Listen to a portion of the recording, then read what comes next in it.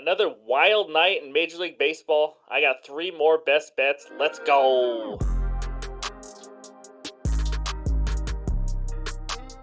What's going on, everyone? Welcome back into another episode for Just a Bet Outside. I'm your host, Steven. We're back with some more Major League Baseball bets for Thursday, June 15th. Another weird night in Major League Baseball. That's right. Every single day is like March Madness. It's just super unpredictable, but it's fun as hell to watch, that's for sure. Before we dive into everything, be sure to hit like. Over 200 likes again for the second video in a row. You guys are freaking awesome. Thank you guys so much. Appreciate it. We're getting a ton of new subscribers. For all you new subscribers, welcome to the channel. This is a lot of fun. We do baseball, basketball, football year round. It's a lot of fun. So happy to have you on board. Also, leave a comment. I love interacting with you guys below. As you guys can tell, you guys are leaving a ton of comments, asking good questions, all that kind of stuff. So keep that up. I appreciate that.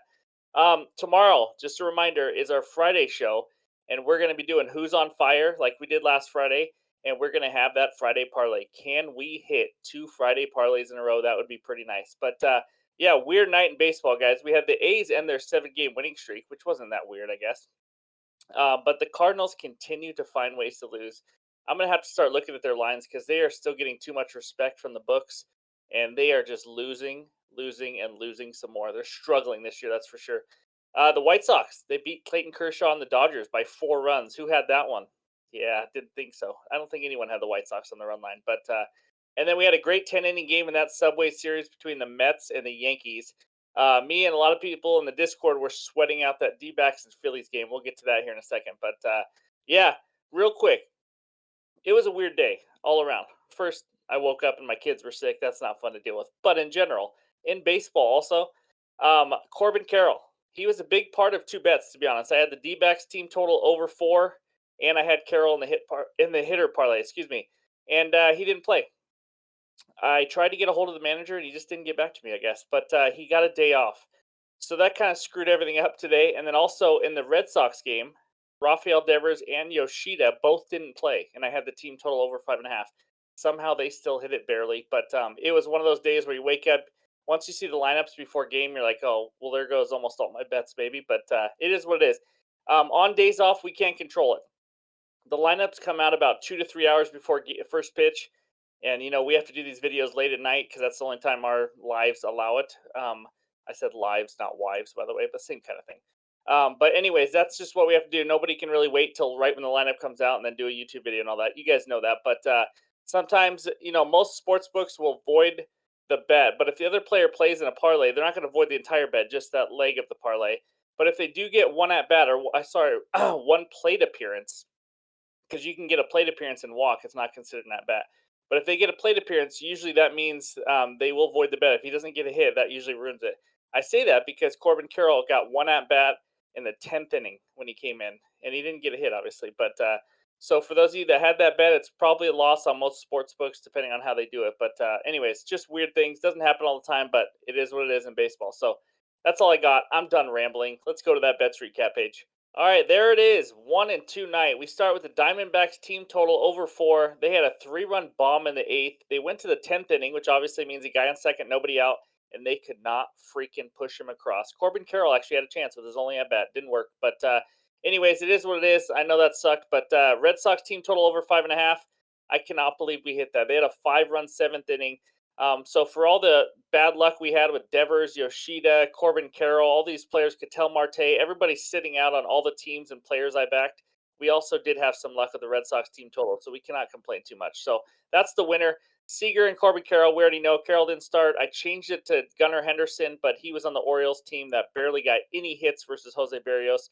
Henderson did not get any, so that was a loss. But like I said, Carroll came in and didn't get a hit in his only at bat anyway. So 1-2 night, down 1.35 units, up 1.61 for the year. That's where we're at. It's time to move on.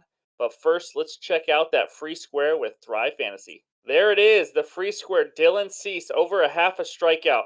Guys, you got to jump on this. It is eligible in over 30 states. Thrive Fantasy, 100% first deposit match up to $250. You just have to deposit at least $25. Use that promo code JABO or the link below, and you get this great offer for new users.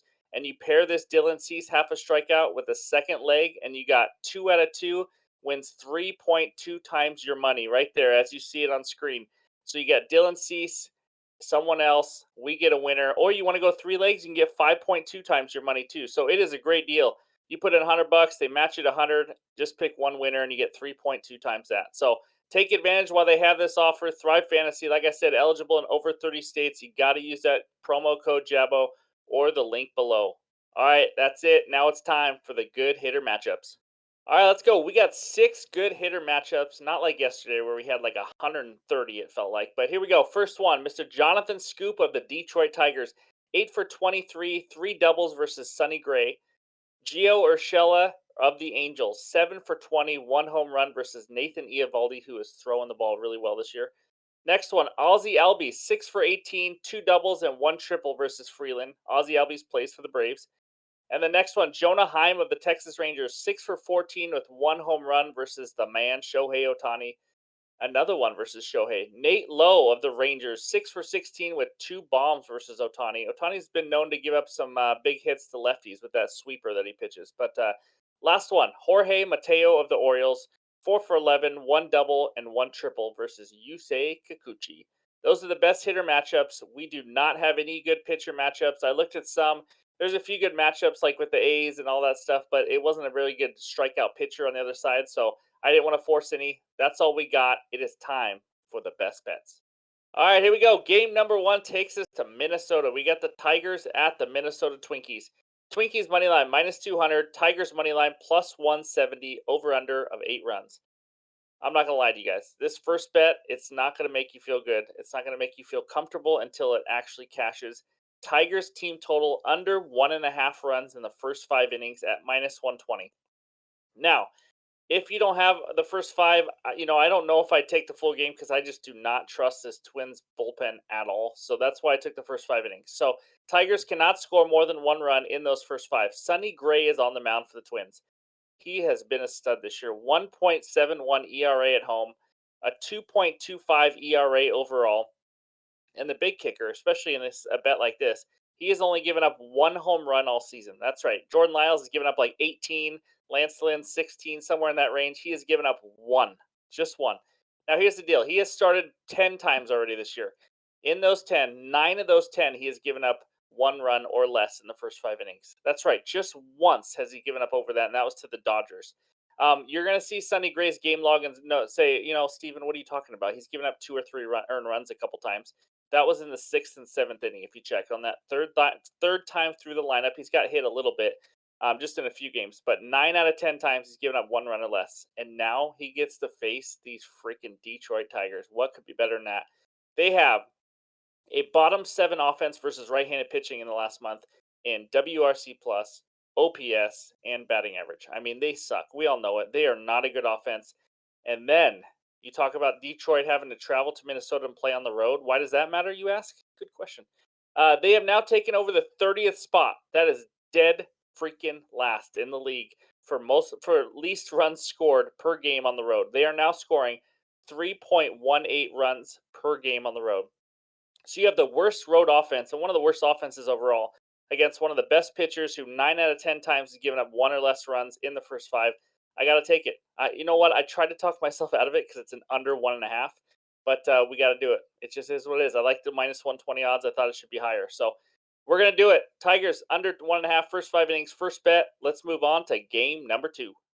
All right, game number 2 takes us to the ATL. Atlanta Braves hosting the Colorado Rockies. Braves money line minus 240. Rockies money line plus 200 with an over-under of 9 runs. My best bet in this game is the Braves minus 1.5 runs at minus 115. That's right, a standard run line pick for the Braves. The Rockies got over with their game last night past midnight in Boston because there's a huge rain delay. Now they have to travel to Atlanta. It's not ideal. It's not the only reason I'm taking this game, but it's just not a good spot. I know the Braves had a doubleheader yesterday, but it was earlier in the day, and now they're back home. So, anyways, just want to point that out. But here's the big deal. There's a lefty on the mound for the Rockies. That is a good sign for the Braves. Kyle Freeland takes the mound. 3.91 ERA, 4.32 expected ERA. This guy's about as average as it gets this year so far. The only thing that's not average is he has a low 15% K rate and a 31.1% hard contact given up, which is not good. Everywhere else, he's average. He doesn't do anything that great. The Braves offense versus lefties, who, baby, are they good? 7th WRC plus. second OPS, second ISO power, and only 19% K rate. So they don't strike out a lot. Kyle Freeland doesn't strike out a lot of people in general, so they're going to put the bat on the ball. They have a lot of power, as you can tell, against lefties. And then we go to the other side. AJ Smith Shawver, the rookie pitcher for the Braves. He's only played twice this year. 7.2 innings pitched, zero earned runs given up, and only 14% hard contact. Just a couple games. You can't tell too much with those. He faced the Nats and the D backs. Versus the Nats, he threw 86 pitches. 76 of those were a fastball and slider. That's right, two main pitches.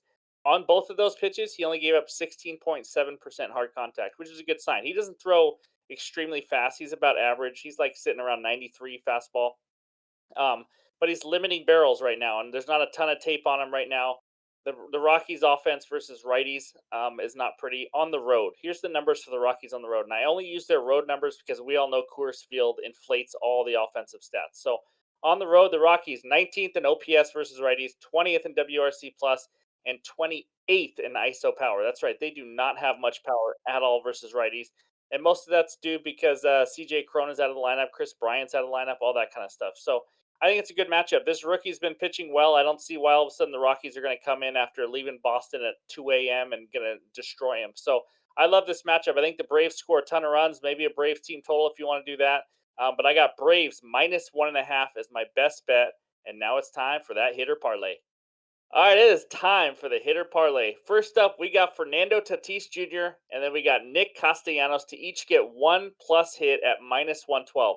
Let's start out with Mr. Fernando Tatis Jr. I don't think we bet him yet this year. 346 average in the last 15 days. He has one plus hit in 15 of the last 20 games, and he's also hitting 304 versus lefties. Now, the lefty he faces is Logan Allen. Logan Allen had one amazing start against the Baltimore Orioles. But overall this year, he's giving up 10 hits per 9 innings, which is something you like to see when you're doing a hitter parlay. He's given up seven plus hits in 6 of his last 7 games. So Tatis hits lefties well. He's on fire right now. 15 last 20 he's gotten a hit for. It's a great matchup. I like Tatis to get one or more hits in this game. The second one, Nick Castellanos, our boy. He came through for us a few days ago. Let's ride it again. 375 average in the last 15 days. One plus hit in 15 of 20. That's right. Same as Tatis. 15 of 20. Hot in the last 15 days. He actually has 2 or more hits in 5 of the last 10 games. That's how good he's been. And now he's facing Ryan Nelson of the D backs. Guess what he does? The exact same thing as Logan Allen. He gives up 10 hits per 9 innings. He has a 4.95 ERA, giving up 32.5% hard contact. It's another great matchup for him. I love that you can put these two together. Two hitters that are stroking it right now. Fernando Tatis, Nick Castellanos, one plus hit, minus 112. Hopefully that finishes off a nice 3-0 sweep. That's all we got. Let's take a look at that bets recap page. There we go. Tigers team total under 1.5 runs in the first 5 innings at minus 120.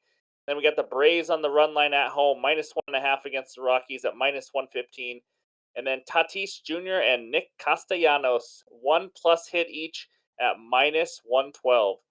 There we go. 3 best bets. Thank you guys again for all the support. This has been a ton of fun. We got a big Friday show coming tomorrow, so looking forward to that. Who's on fire? Friday parlay. We got to hit another winner. But if you have any questions or comments, or let me know what your best bet is, leave it in the comments below. Look forward to reading them.